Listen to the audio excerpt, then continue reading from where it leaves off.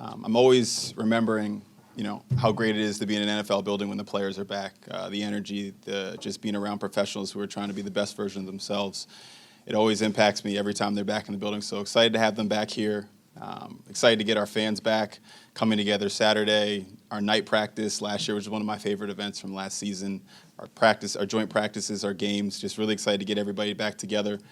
And first, let me thank all the people that put a lot of effort into training camp. There's a lot of people that are working tirelessly while I'm on vacation to make this experience great for everybody. So I want to make sure I first start off by thanking them.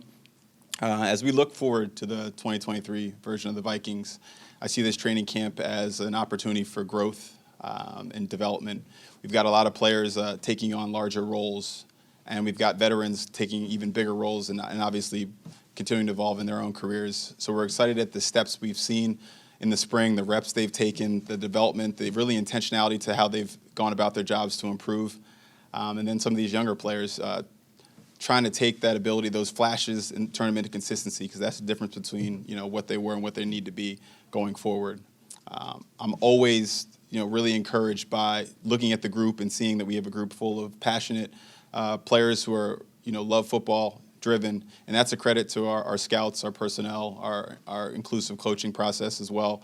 So really want to make sure I say that. And I think as we go forward, one of the things I also want to see this season is the evolution of the culture we built last season. It's one thing to come in and start something. It's another thing to continue it, grow it. And I'm really excited to see what that looks like this season with Kevin, his staff. They've done a great job, and looking forward to continue that going forward.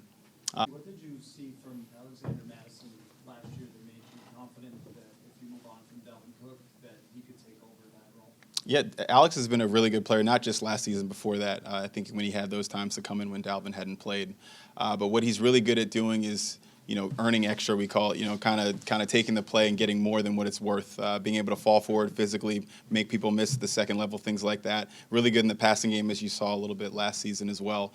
So he's a complete back, both phases, can handle pass protection, all those things. And those are things I was excited about, frankly, when I first got here. And then obviously it confirmed it when I saw him last season.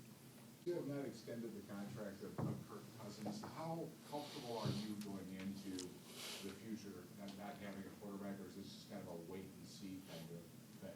Yeah, we had great conversation with Kirk and his representatives, Mike and AJ. Ultimately, when you sit across the table from somebody, you try and understand their perspective and make sure they understand yours. And that's how our conversations were. It was never a type of thing where it was combative or it was yes or no. It was right now, we can't come to a solution that fits both of our perspectives. But we always knew that we were going to keep coming back to the table and conversing about where we see these things and ultimately try and find a decision that works for both parties.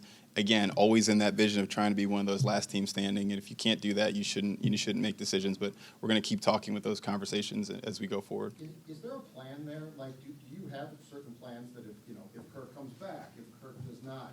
I think there's a lot of questions from fans about the most important position in sports. For sure, absolutely. So, like, what's the thought process here because of the variables that have been created by the lack of extension? Sure, you always have to be scenario-driven in this job, prepared for every potential outcome. When you go to the draft, you have to be prepared for who's there, who's available, what happens if they're not available, trade back, trade up. So that's what we do in this job. The quarterback position, as you said, is extremely important, but it's no different in terms of being able to prepare for those plans. Ultimately, again, I'll always say it, there's a certain level that you need to have to win a championship, so you're trying to make sure you can have that within the confines of putting the rest of the team around them, and that's what we'll always continue to do as we're here. What did you think of the portrayal of Kirk and the position in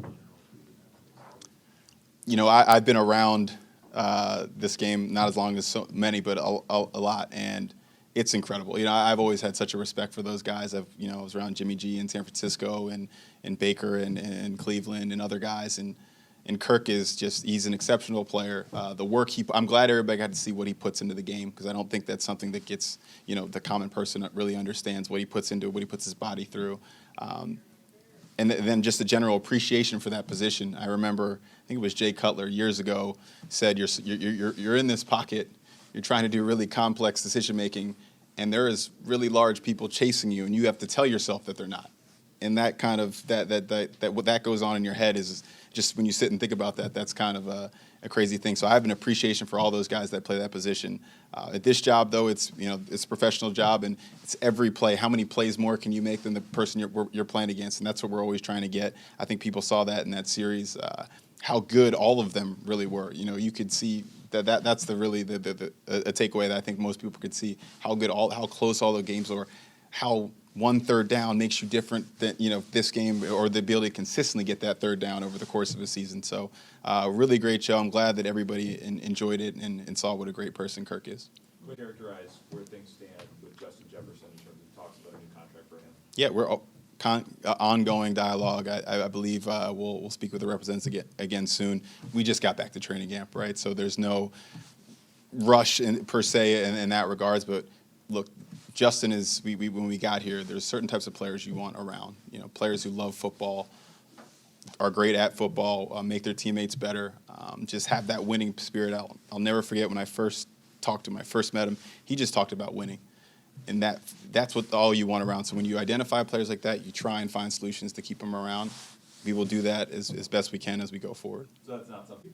Big picture, how do you describe where you think this team is in the competitive rebuild that you talked about last year? Yeah, ultimately you're always trying to be a playoff team, right? Get in the dance and see what happens.